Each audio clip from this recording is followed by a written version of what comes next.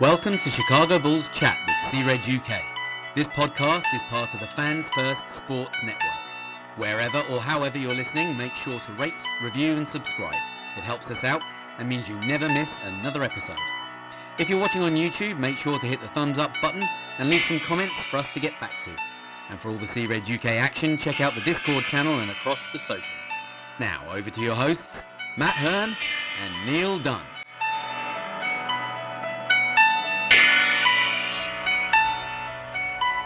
Hello and welcome back. I'm Matt and as always joined by Neil. How are we doing, Neil? Yeah, I'm okay. Surprisingly not as tired as I expected to be.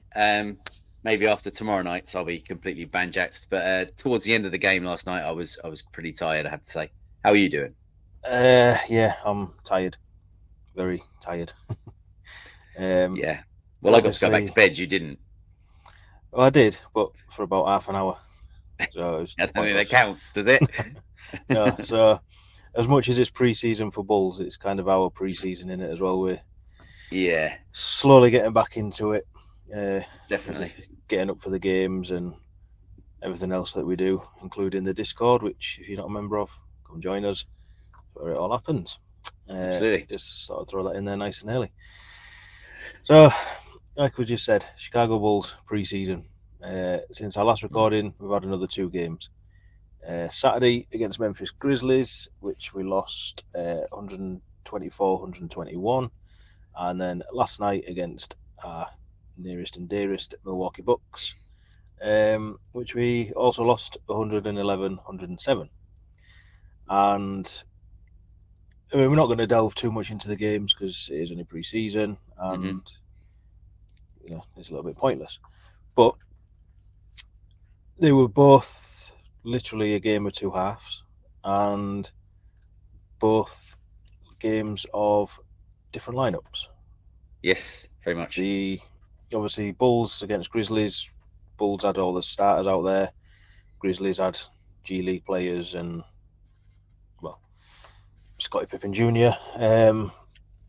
And then last night against Bucks, it was roles reversed. Bucks had Giannis, Bobby Portis, Brook Lopez, Dame, and Bulls had Josh Giddey and a load of the younger players. So that's why we're not going to delve too much into it. But obviously, with 3 games in now, what's your take on the team in general? Yeah, it's kind of hard to get the pulse, isn't it, really? It's looked pretty okay in parts, particularly offensively. Defensively, it's been pretty much more or less what we expected. It's pretty much an open door. Particularly certain players who will break down and get into a little bit as this goes on. But there's been moments where the offense has looked pretty good. It's fast paced, it's transition, it's fun. But there's also been times where it's been scrappy, particularly in last night's game with the second, third tier units out on the floor. But all in all, it's there's been something to take away from the games, something positive to take away from the games, and lots of areas where you could see need work and can potentially be worked upon as the season goes on. So we'll see. But it's one of these trial and error type seasons, I think. Yeah, like you say, it's hard to get a general sort of feel for it because it's been a little bit disjointed in terms of obviously the way that the rotations are working, in terms of the fact that last night it was just literally Josh Giddey and the young players. Yeah, so we haven't.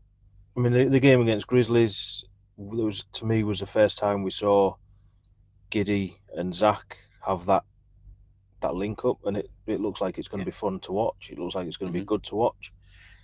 But obviously, Kobe White wasn't out there, so how does it link the same if Kobe's there? I mean, I've always been a thing of, I don't personally think that Kobe and Zach can play together, or not for that long anyway, because they're too similar. So, and obviously we haven't seen Kobe since game 1, where he was the kind of standout player in terms of Yeah. getting the points, as Zach was on Saturday. Then obviously last night, Josh Giddey's out there with Onuralp Bitim as his backcourt partner. Do you know what I mean? So you can't sort of judge to the team as a whole, I don't think, because we haven't seen it. At some point, there's been somebody sitting through injury. And obviously, I think there's some positives to take from it, though. That's the big thing for me. And the biggest positive is the fact that Billy seems to be trying to utilise the young uns, basically, which is what we want to see, obviously, moving forward into the regular season. I mean, Torrey Craig and Juwan Carter got minutes against Grizzlies. Obviously, Juwan Carter got a few minutes last night as well. But for the most part, he's gone with Dalen Terry, Julian Phillips, obviously Matas Buzelis. For me, P. Will, Kobe, Ayo, they're not really there, although they're still quite young. Like I said before, they're not young in terms of NBA experience now. So I don't put them in there. Same as like obviously Josh Giddey. Obviously the thing with Giddey is he's trying to fit into a new system and stuff like that. So I think that's why he's had the sort of run that he's had. And obviously they're trying to ramp him back up from his injury. So yeah, I think that for me that's the main positive is the fact that it looks like we are going to see the young players moving forward. Or for the most part anyway.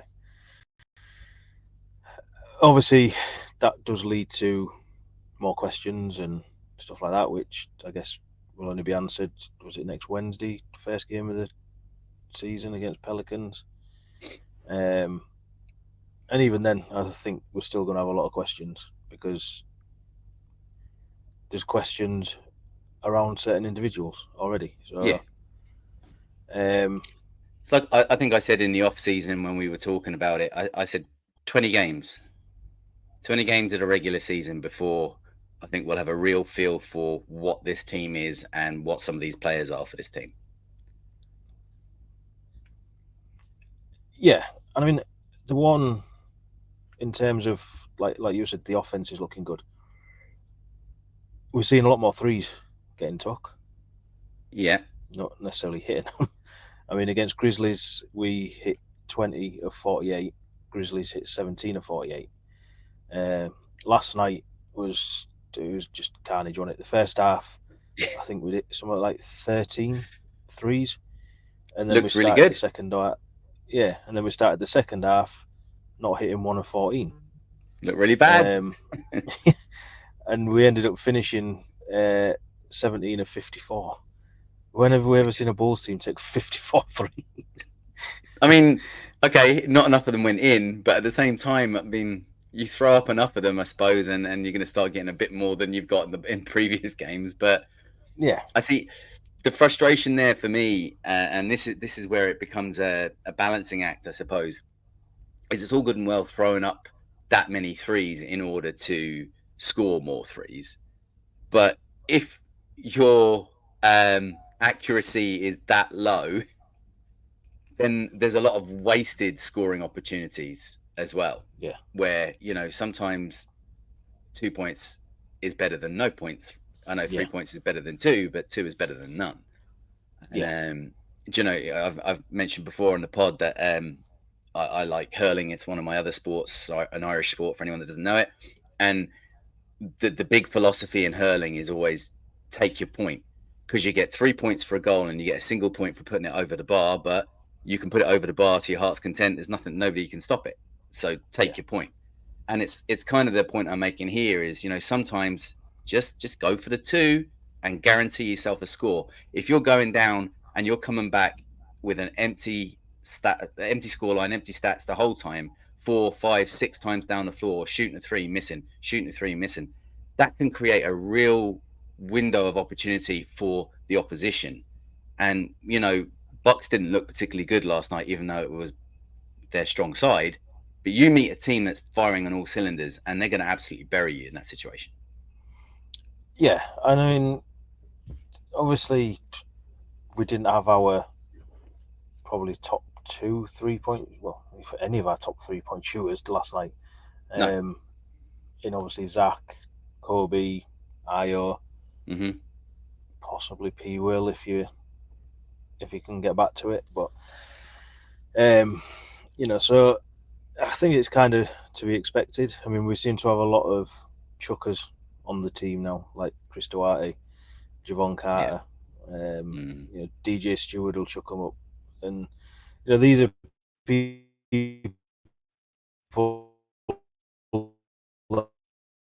that probably not going to. Well, obviously DJ Stewart's not going to feature, but how much are they going to feature? So they're obviously trying to earn a contract, or not on a contract, but trying to earn the minutes, aren't they, at the minute? And obviously think like chucking threes is the way to do it. So, especially if they start going in. Have you got any more takes on the team as a whole, or? Nothing major, really. It was just, it's one of those things where the first game, you put it down as being the first game back, and there was bits to take out of it, and there was bits that were not so good. The second game, then, Zach looked really, really strong, and it was good to see that. And then it kind of fell apart a bit. And then last night's game, it was completely different again. So, like I say, it's just impossible to find the pulse on this team, because at the moment we're not seeing, dare I say it, any consistency or continuity with this roster. So, don't hate me. But what I'm expecting to see is from tomorrow night's game, which is Wednesday night, we will see, with the addition of one other player, which we can also talk about in a second, we should start to see the more kind of stable players that we would expect to see going into the regular season. I think it will start to take a bit more shape over the course of the next two games, certainly the last game. But I think it would have only been maybe the last game, only for the fact that we have the news that Zoe is going to be playing in the home game tomorrow night. And I think we'll surround him with talent. Yeah. I mean, obviously, we'll speak about them two games after, towards the end. But obviously, we've decided we'd each pick a couple of players that we wanted to talk about as individuals. Yeah. Sort of highlight some of the good, some of the bad, I guess, rather than picking everybody out and what have you. So, I mean, I'll let you go with your first pick, first of all. I can't remember who I said I was going to talk about. Yeah, do you know what? I'll go with this. I'll go with Mattis to begin with. Mattis Buzelis, as it says here on the ticker, if anybody's watching, did not fear the deer. And you know what? This is what I love about him. He is pretty much fearless. He said after the game, he just viewed Giannis as another player. It was 0-0, 0-0 going in. And he just looked at it like that and took him on. He appreciates the fact that he is talented and he is skillful and he is of a certain structure as well that made him difficult to play against. But he doesn't go in there thinking that way. He goes in there thinking that every player is his equal. And I love that. I absolutely love that mentality, because straight away you're not on the back foot, which is what's something that a lot of players can be accused of. One of which being P. Will. Go on, I know you want to say it.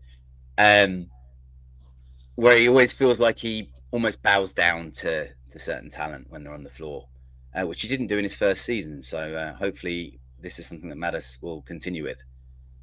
I just think you can see so much raw talent in this kid.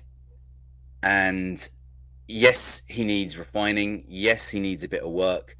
But the stuff that you can't teach, he already kind of has. And I really do think that how quickly he's impacted his time on the floor already speaks volumes about what we've found at the 11th pick. Yeah. I mean, obviously, game one, he got our bull of the game. Yep. then I think against Grizzlies, he didn't disappoint, but he just kind of blended in. I think he didn't stand out in any particular way. Did a couple of plays, and that was it, really. Yeah, I mean, he hit, I think, his first 3-pointer, didn't he? Obviously, at the UC, which was good to see. But then last night, I mean, I said at the end of the last week's episode, or during last week's episode, that I want to see him going up against the legit NBA players to see how he handles it. And that's what we saw last night against Bucks. And, I mean, obviously, he led to Giannis basically assaulting him. I mean, a lot of people saying that Giannis isn't in full flow, which he might not be, but he certainly was very aggressive. And both physically and verbally. Oh God, the amount of verbal flopping, yeah. And it's that side of like players like Giannis that I don't like. You know, it's preseason and he's pushing players around, and he like pushed Giddey to the ground as well at one point, didn't he? Yeah. It's just like, just chill out a little bit, you know. But obviously going back to Matas, you know, he took it and he kept going and going. I think he had a little bit of a run-in with Bobby Portis at one point as well. He did, yeah. Which is always good to see, because I think Crazy Bobby eyes Portis is one of the biggest fake tough men that there is.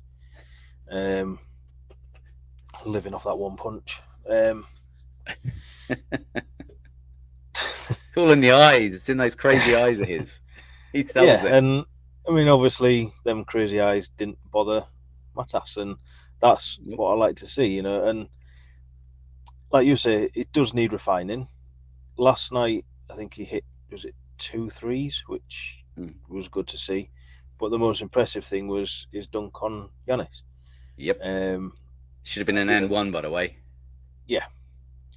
And, you know, for a rookie to do that, I mean, yeah, it's pre-season, but you know that he's going to do it whatever game it is. Yep. And for me, it's that what gets him his minutes. It's that what gets him on the floor is, yeah, he's going to mess up from time to time. You know, he's a rookie. They all do it. Yep. You know, the 10-year vets mess up from time to time. You know, it's human nature, isn't it? So, but the thing is, Matas won't let it bother him. He'll go straight back out, and if he's just missed a 3, he'll go dunk it. If he gets a dunk blocked or whatever, he'll go try a 3.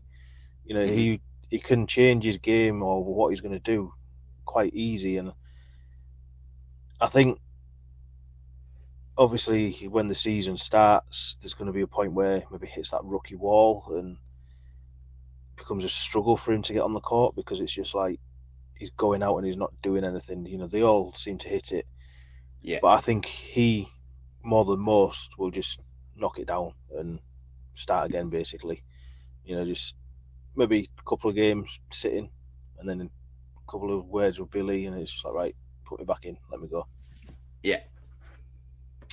So yeah, I mean, obviously, I still think people need to lower their expectations for this year with Matas, in terms of the ones I think he's going to be rookie of the year. You know, it's great to be on the hype, as your little thing says, on the hype train. But, you know, realistically, is he going to do enough to warrant that, especially coming off the bench? But then, is he coming off the bench at the end of the season? He comes off the bench. Yeah, exactly. So, yeah, I mean, I've got nothing else on Matas, if you have. No, keep it coming. I want to keep seeing more and more. Yeah. Now, obviously, the first player I wanted to talk about was our bull of the game last night. Adama Double Double Sanogo. Double Double Dama. Obviously, first 2 games, we've seen him in dribs and drabs, a couple of minutes here and there. Obviously, we saw him get a few minutes in a few games last year. He had that 2020 game. But there's still, I mean, there's a half of Bulls Nation want to see him, and they want to see him get the minute. And then there's another half of Bulls Nation that, for some reason, I don't know, not necessarily want to cast him aside, but don't think he warrants a place within the NBA. And to me, last night proves that he needs minutes at NBA level. Now, I'm not saying he's a starter. I'm not saying he should come in as the backup. But when we hear last week that Billy's tempted to try P. Will at the 5 in a small ball lineup, why? Why not just throw Adama out there if he's obviously with the team? He's on the shorter side, but he doesn't play like that. To get, was it 15 rebounds last night, 16 points, going up against Brook Lopez, which, like I say, them Bucks players probably weren't, in top gear, shall we say. But they're still legit NBA veterans, NBA champions, from a few years back. So he's got to go up against that, and he's essentially it's a G League player doing that. And he won't been pushed about. He made a few ticky-tack fouls and stuff like that, but maybe had a couple of his shots blocked by Brook Lopez. But I think for me, the thing with Sanogo is he's got a certain skill set, and he knows what his skill set is, and he excels at it basically. And to me, he's just like a mini Drummond. Maybe not quite as chaotic, maybe not quite as... Drummond isn't particularly athletic, but he can certainly jump, which we saw. And Torrey Craig fell. Torrey Craig. But in terms of grabbing the boards, whether it's his own miss or whatever, I think he average 12 rebounds a game, something like that, in the G League last year. Rebounding, as Dennis Rodman described, it's an art. Yeah. Do you know what I mean? It might not be seen as one of the biggest arts of basketball, but you have to know what's going on to be able to do it. It's not a case of just jump and put your arms up and the ball will come to you, Nikola Vucevic. But, well, I say jump, just stand there, put your arms up. Underneath tiptoes. You've got to read the sort of the flight of the ball and be able to muscle out another 7-foot monster. Do you know what I mean? To be able to do it. So to me, Sanogo needs to get some legit NBA time this year, and not just a couple of minutes in garbage time. He needs to be with the team, and if they're gonna maybe move Jalen Smith to the 4, which has been spoke about from time to time, then get Sanogo in as the backup big. Obviously, like I say, he was our bull of the game last night, and 16 points, 15 rebounds. I think he got something like 3 assists, and we actually saw him hit a 3-pointer as well. Yep, he took 2, so shot 50% from 3. Yeah. So, what's your quick take on Sanogo? Yeah, and I don't have too much really to add other than what you've said already, so I'll keep it short and sweet. But it says me. But I think the criticism that a lot of people are making with Sanogo is that he just doesn't fit, and they're saying he's not athletic enough to play the 4, and he's not big enough to play the 5. But it's like you say, I think he is big enough to play the 5. Okay, he might not have the height that you would prefer him to have playing at the 5, but he plays bigger than what he is. He is built like a brick shit house, and he is well able to use his width, even if he doesn't have his height, to find position. And he's crafty with his arms, with his hands. He's good at getting into the gaps and finding the little tip to himself. So he might not necessarily be directly underneath where he should be, but he's nifty that way. The way he can get the hands in, give it a little touch, so it is more in his range to grab it and come away with the ball. And he's not afraid, even if he's been blocked or if he's been pushed out by a bigger player, he's not afraid to jostle with him and go back up with the ball again. And I like that. Yeah, I mean, and this isn't meant as a pause, but it might sound like one. But for me, it's easier for somebody like Sanogo to go up than it is somebody like Giannis to go down, if that makes sense. Mm-hmm.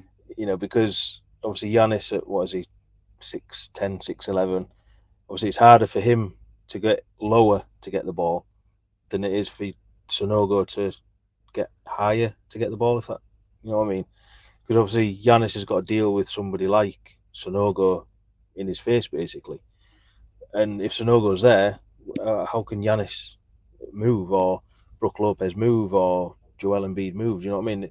Yeah, he's going to get out muscled at times by somebody like Joel Embiid, but Yeah, that's not the level we're saying that he's at. We're saying that he goes up against somebody like, I don't know, Nick Claxton when we face Nets, or I don't know, I can't think of any sort of backup bigs, but you know what I mean? It's sort of that level, so there's sort of maybe your second tier rather than your top tier, and I think he'll do a job. So yeah, that's my thoughts on him. And you know, like I said, I want to see him get some legit minutes, and hopefully he gets some real minutes in these last 2 games as well, with the legit players around him. Yeah, because I think it'd be good for his growth as well, you know. Yeah, not that he needs to grow much. He needs to grow taller, just not wider. Well, this is true. He is a unit. The fridge. Yeah. Okay. But yeah. So your second player then. Yeah, the other player I was going to talk a little bit about is he finally got his Bulls debut last night, and that's Kenneth Lofton Jr. The fridge. You know, what'd you say? The mini fridge? The under desk fridge. yeah, exactly. Yeah. Yeah. Do you know there were bits of his game last night that I really enjoyed. I mean, he ended up playing for 15 minutes. You know, he didn't shoot particularly well. He was only one of 3. And what was he? He scored a 3. That was a 3-pointer as well, wasn't it? Yeah, I think so. But he got in to the paint, and he made a bit of an impact. You know, he's able to use his size quite well inside the paint. He moves quite well, even though he's probably doesn't look like he should be able to. Kind of a little bit reminds me of early Zion in that respect, but with not the same skill set. I'm not saying he is a Zion Williamson, don't worry. But he ended up getting 4 free throws and hit all of them. Do you know? He also came away with 8 rebounds for the game too, and a couple of assists. So, I mean, he did impact the game in the time he was on the floor. Will he remain with the Bulls? I don't know. I want to see more of him though.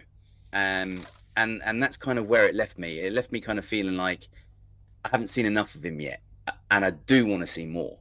I didn't hate his minutes on the floor. I didn't hate what I saw, and I kind of thought I might. So he surprised me that way, and yeah, I kind of want to see what else he can bring. Hopefully, he gets an opportunity to see another few minutes on the floor, like you say, kind of like we said with Sanogo, maybe with a little bit more of the credible talent around him, just to see how he fits with that.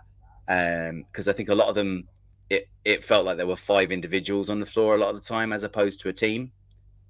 So it would be interesting to see them in more of a team environment and more of a controlled, structured scheme on the floor. What did you think? Yeah, I mean, he's somebody that I've been wanting to see because he has got that sort of reputation around the league, and he's too good for the G League, but not quite good enough for the NBA. Yeah. Well, he was the G League MVP a couple of years ago, wasn't he? Yeah. And I think his problem is he is an awkward build, and it's like, same as Sanogo, where does he fit? Yeah.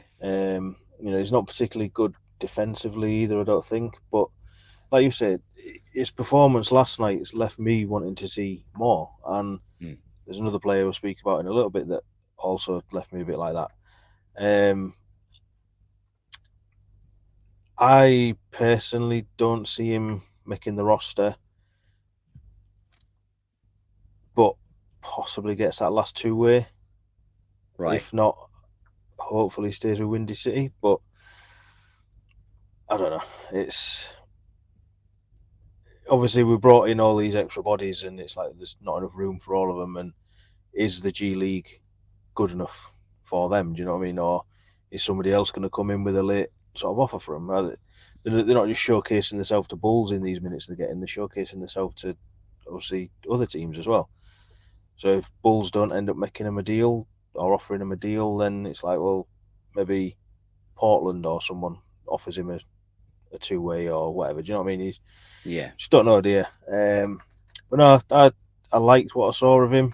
Didn't think I would, same as you. But yeah, hopefully we see some of him in these last two games. Yeah. And like you were saying there, actually, Matt, you know, about making a decision. I know you sent me the tweet earlier on today that they have until this Saturday, 5 p.m. Eastern, which is what, 11 p.m.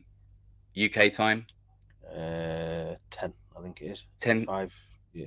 Is it 5 hours? Yeah. 5 hours to 5 Eastern, hours this week, because we're going through time changes, aren't we?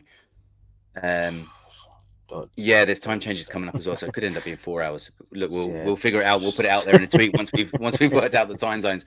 But yeah. So the deadline to make a decision on these players is this Saturday, right? Any player that's on a non-guaranteed contract, so that includes Exhibit 10s, they have until that time to give them a contract, or else if they remain on a non-guaranteed contract, they then take a daily cap hit. Yeah. So it's that's kind of it, really. I don't imagine the Bulls wanting to end up being cost more money, because that's just not the way the Reinsdorfs like to do things. So I think we could see decisions made by the end of this week. Yeah, possibly even before the last game against Cavs. Very so possibly. The rotations that he's got is what he's got, basically. Yeah. My second player is somebody I want to talk about. Doesn't have that.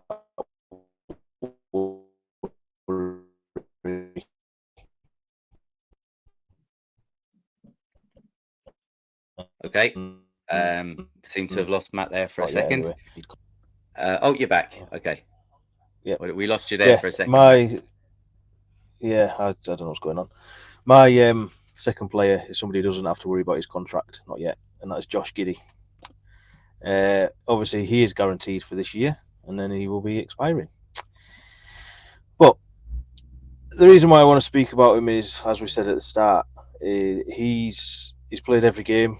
He's put up sort of bigger and bigger minutes, I think, as it's gone on, and he's still getting a lot of criticism for certain aspects of his game, 3-point and defense. Now, I think last night was probably a bit of a weird game for him because he didn't have the talent around him, and I think he's struggling to get into a rhythm because of the constant changes around him. I say against Grizzlies, him and Zach, their link up was just left me wanting to see more of that as well. Yeah. And then obviously we don't see it because Zach sits earlier than he did, and then Zach doesn't play last night. Mm-hmm. I personally wouldn't be surprised if Giddey doesn't feature as much tomorrow against Timberwolves, just purely because of Lonzo coming in, and I think Lonzo takes some of the minutes that Giddey is getting, and it just gives Giddey a bit of a rest, possibly. But I've also liked what I've seen of him. Now, we know the negatives to his game, his defense and his 3-point shooting. Yet last night he was 3 or 4 from 3, and if he can keep improving that, then them sort of worries disappear slightly, don't they? There's certain other aspects of his offensive game that you maybe want to see improve, like because obviously defenses are just leaving him wide open, aren't they? Yeah. And I guess you want to see it get to a point where they've got to close him out and they've got to basically stick to him, basically, because he's got that little floater game, hasn't he? Or a little push shot as well, and when it works, it looks good. When it doesn't, it's like, why didn't you pass it? It's just but I think, it's game 3 of pre-season. He's been like that, but for the most part, he's impressed me, and he's still a bit of an open door on defense, as we saw last night, where he just kind of steps to the side and lets them go past.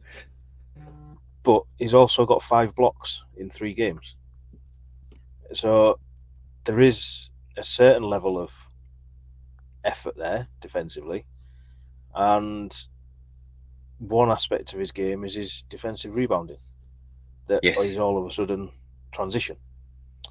So do you want to kind of see his on-ball defense improve? Oh, yeah. Stand in the way. That's exactly where I was going to go with it, actually, was his kind of help defense is better than his on-ball defense.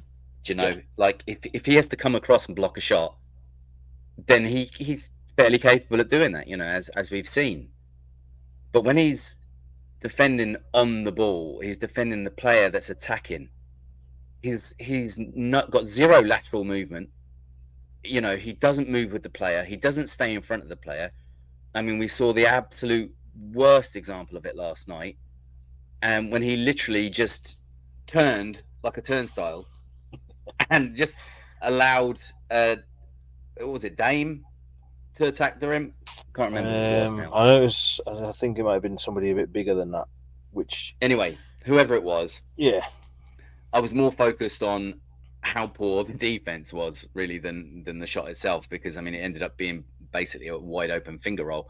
But, he needs to learn to stay on his feet, stay on his toes, and move with the defender a little bit more, because just allowing them to blow by you is just not good enough.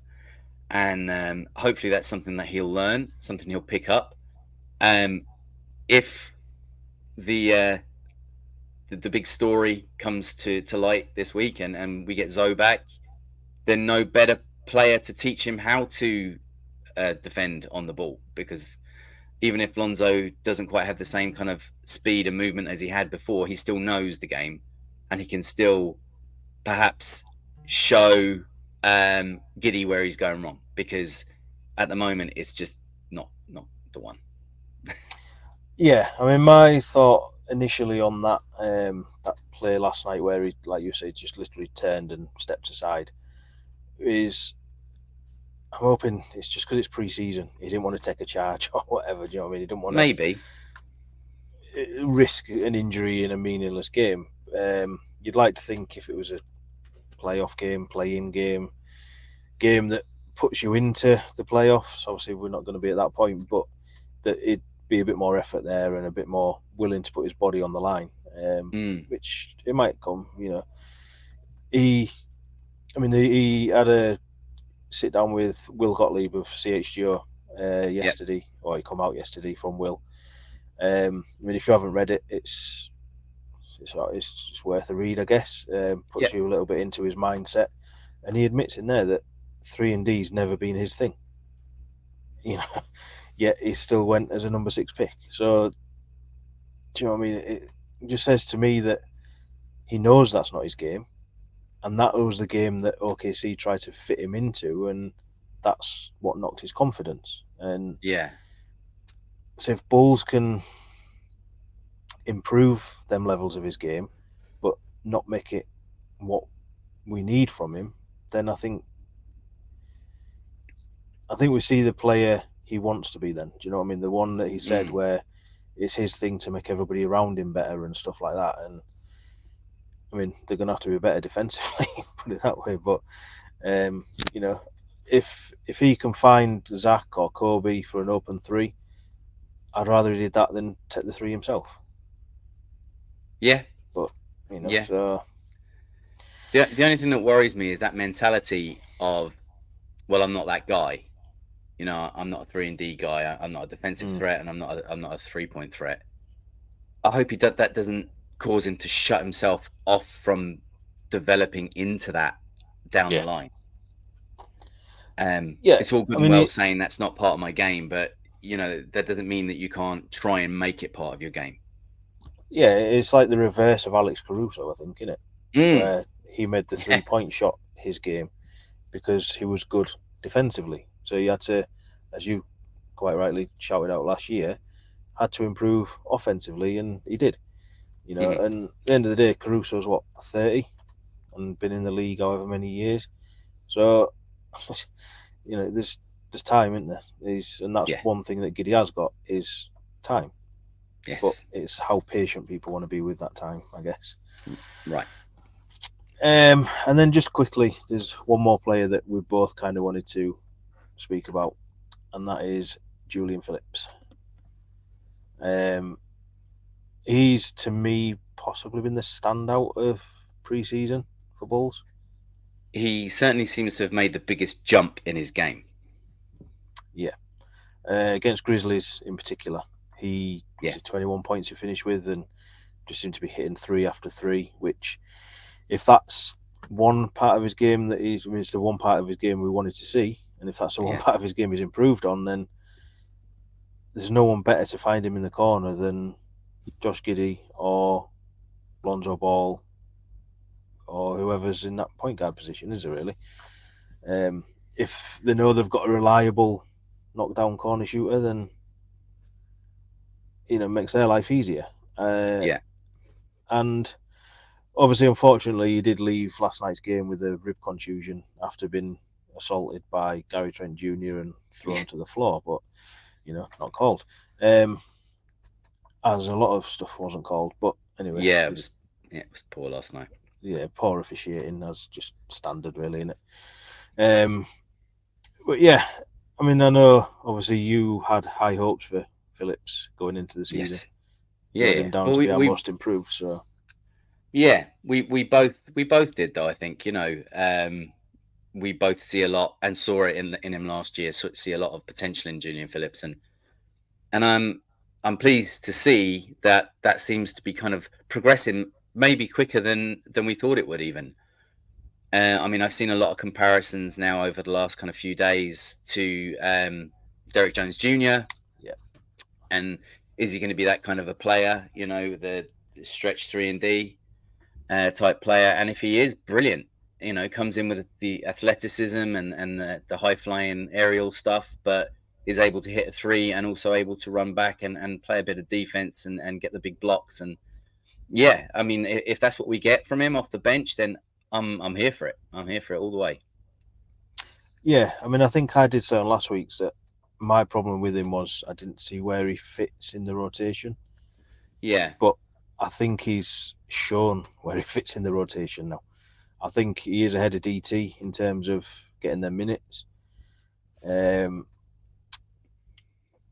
mean, obviously, I'm not saying he's competing with Matas, but them two seem to be the ones that everyone's sort of saying start them, give them more minutes and stuff like that. And I guess it depends where you see him. Do you see him as a 3 or a 4?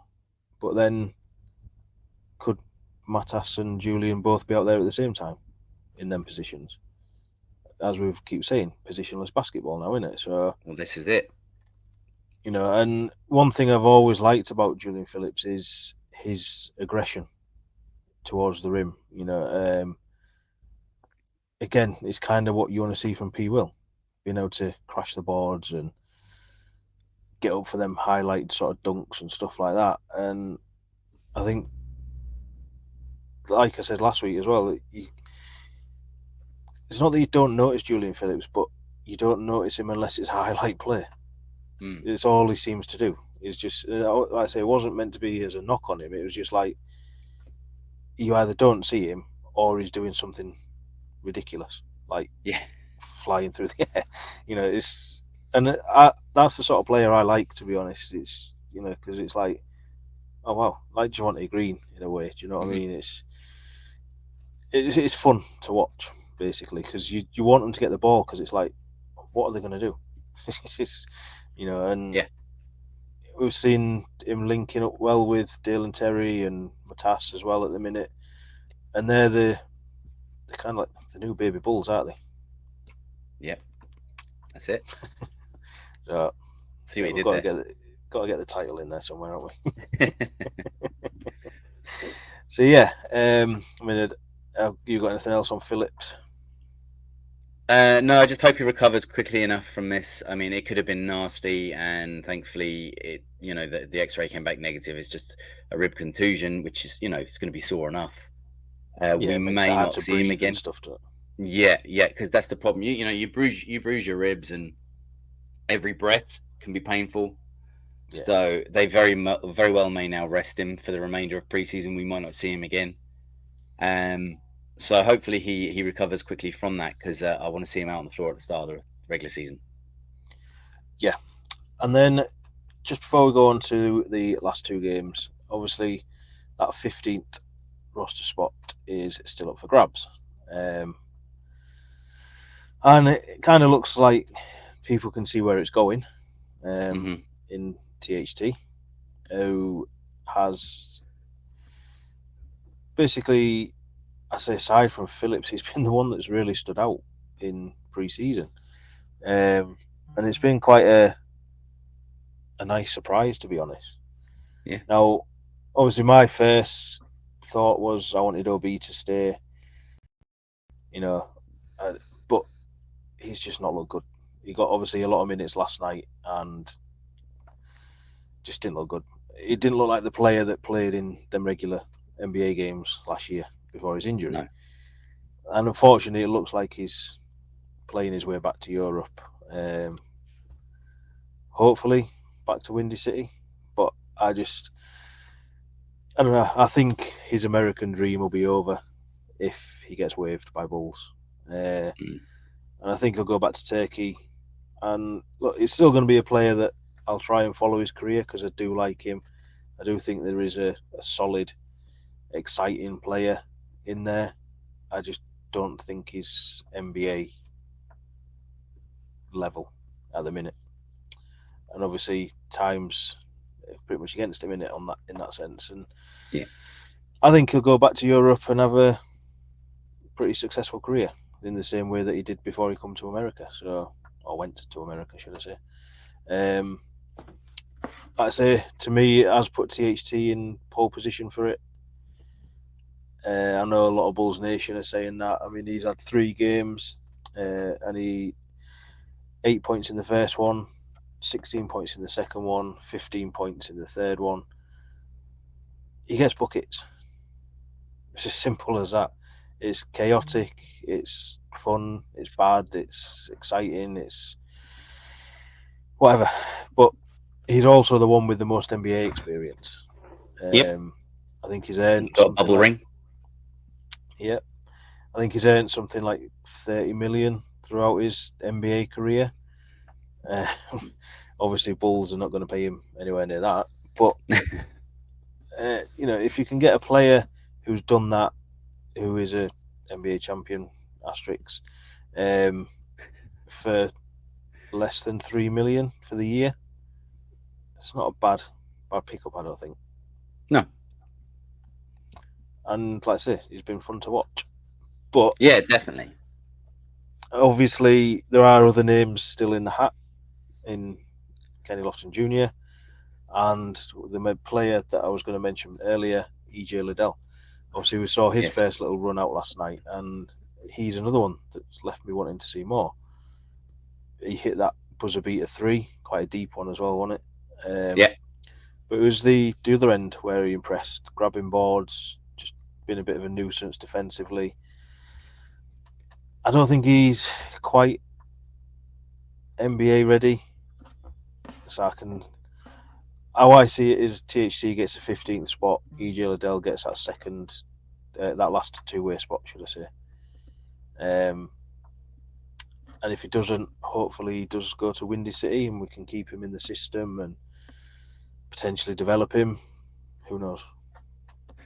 Yeah, see, I think the thing that he has going for him is his size, the fact that he's a forward and not another guard, do you know? And that's kind of the thing that could go against THT, you know? If they see enough potential in Liddell, then maybe they decide to keep him over THT, regardless of the impact that Tucker has had, you know? Be interesting. Yeah, I mean, to be fair, I think they're both in a bit of a tricky situation in the sense that we don't need guards, we don't need wings, we need another big. Yeah. You know, so to me, position doesn't really matter. I think it's who's got the most prized skill set, the most, who can offer the most as a skill set. I mean, THT to me is in pole position purely because of the points and stuff that he's put up and the stats he's put up. But is he going to do that sitting on the bench? Does he make any sort of an impact sitting on the bench and not getting any minutes? Does he want that? Yeah. You know, or does he still think he can play for somebody? But he could be that key that you have on the bench that if you need 2 or 3 quick buckets, you bring him on and he'll explode for, 6 or 7 points for you, and then sit him back down again. Yeah. So I mean, obviously that's another storyline to keep an eye on, and like we said, come Saturday we should possibly have an answer, possibly even earlier. But I think this is a sort of time now, innit, where you start to see teams waive the players that are not going to feature. In preparation for their last pre-season games, which obviously that is where Bulls are heading. We've got Timberwolves tomorrow, Cavs on Friday, both at the UC. As you mentioned earlier, Lonzo Ball is set to return tomorrow night. Yep. See, most of the time we agree, there's only a handful of things that we tend not to agree about. Patrick Williams being one of them, and Lonzo Ball is definitely another. And I know you're done with all the messing around and you'd rather just see that roster spot opened up for somebody else, right? I know that. And I get it. I get why you feel that way. And you're not entirely wrong. But everybody loves an underdog story. Do you know? Everybody, even you do. I know you do. You love the underdog, right? And if it's a thing that Zoe comes back and is actually able to play and does affect this roster in a positive way and does help the Bulls look that little bit better, you're going to end up loving it. I know you are. You will. You'll be totally sold. You'll be in and you'll be like, yeah, okay. But I also know that if he comes in and gets turned inside out by, Anthony Edwards or somebody else like that and ends up on the floor holding his knee again, you'll be the first one there with your I told you so card. So you're kind of in a good situation, really. Whereas, but I just want to sit. Look, I liked Zoe. I liked him from the very minute we signed him, even though a lot of people didn't. I saw the potential of him coming in as a Bull, as a true point guard, which is what we really, really needed at the time. It really worked. We saw how much it worked until it didn't. We've been playing this long waiting game, as he has as well. Let's just throw him out there.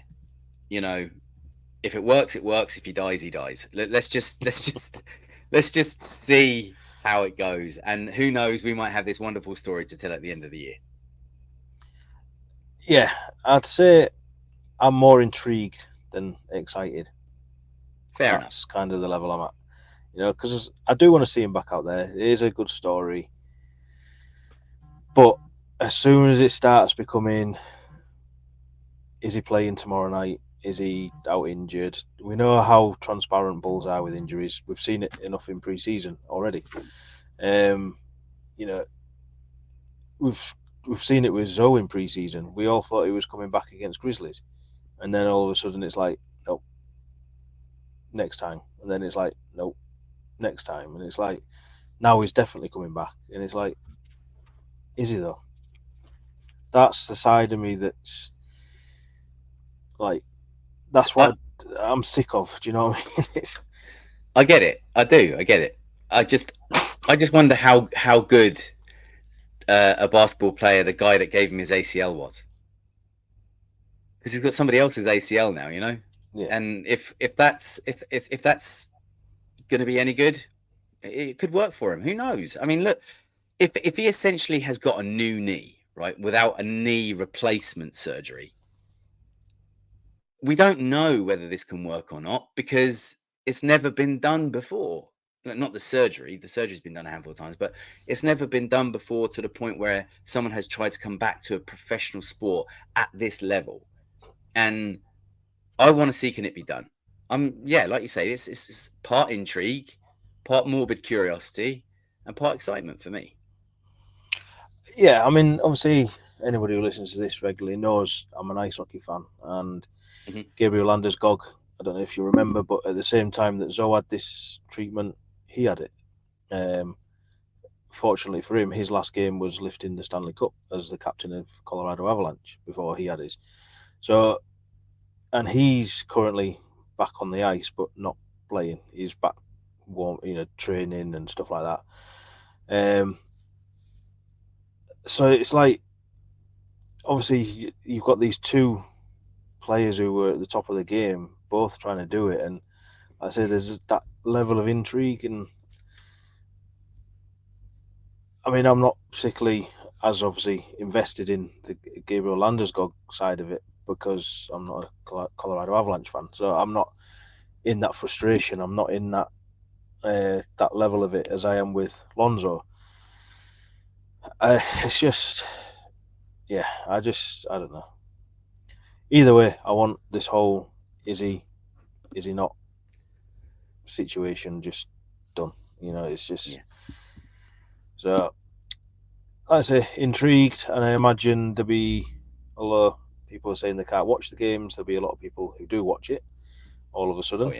Somehow the media interest around it's going to be chaotic, and in that sense I'm glad it's happening in pre-season and not like the season opener or 2 games into the season or whatever it happens to be, because I think that would be too much of a distraction for 1, Lonzo, and 2, the team. It's kind of done and out of the way if he plays tomorrow, innit? So true. Help support the podcast and the brand at C-Reg UK by heading to our merch site, where you'll find a variety of designs on things like mugs, t-shirts and hoodies, including our Buzelis and Flop of the Fro, with plenty more designs still to come. Link is in the description. What do you want to see from these last 2 games? I guess I want to see some of the players that we saw last night having a chance to play with some of the first players, and see how that works out. See how they look fitting into the system with the rotational players that are set to be there. I think we might get more of an idea of whether or not they'll fit into the rotation or not from that, or at least some sort of insight into it. But other than that, I'm looking forward to seeing some of the starters back on the floor again, and seeing how it starts to look now as things ramp up that little bit more towards the actual regular season. Yeah, I mean, for me, tomorrow night's going to be all about Lonzo Ball, regardless of whether he plays 2 minutes or 20 minutes. Yeah. But I want to see, obviously, the rest of the starters coming in. Zach coming back, Vooch back, just to see how things are going to look a little bit more next Wednesday when we face Pelicans.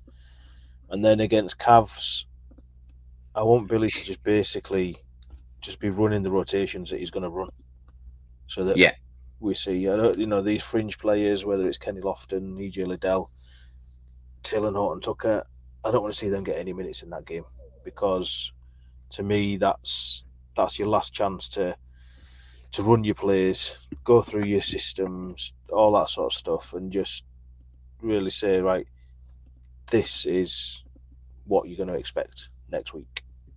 Yeah. For now.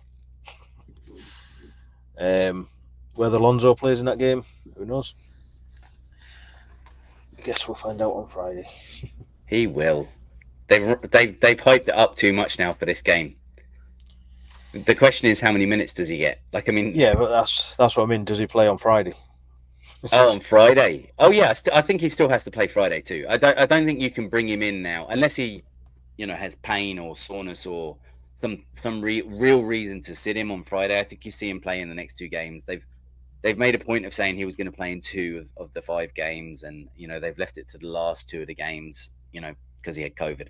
So, but yeah, no, I think we see him, but it's just a matter of minutes. Like, I mean, does he get 5 minutes? Does he get 10 minutes? Does he get more? I don't see him getting many minutes, but I see him hitting the floor.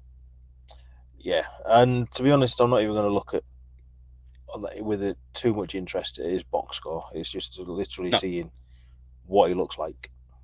Yeah, absolutely. It's all visual for me. Yeah, 100%.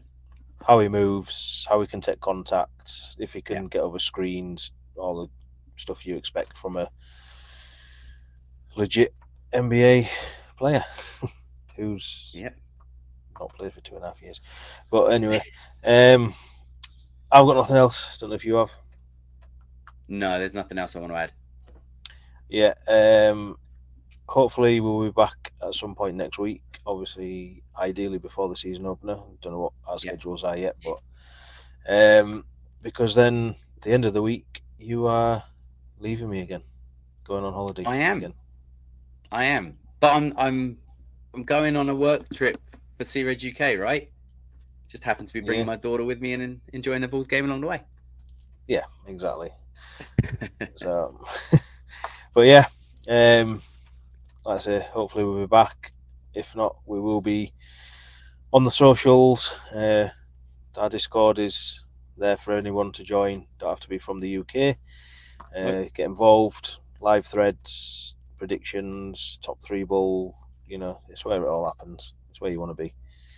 If you're not, then you need to be. Yeah, absolutely. You're missing out. Yeah. And yeah, on that note, I've been Matt. You can find me on Twitter at MattCRedUK, and you can find us on all the socials at CRedUK. And I'll be on Twitter at NeilCRedUK. On behalf of us both and the Fans First Sports Network, thanks once again to everyone for tuning in. From Matt and myself, remember it's a Chicago Bulls thing wherever in the world you are. And until next time, see Red people and go Bulls.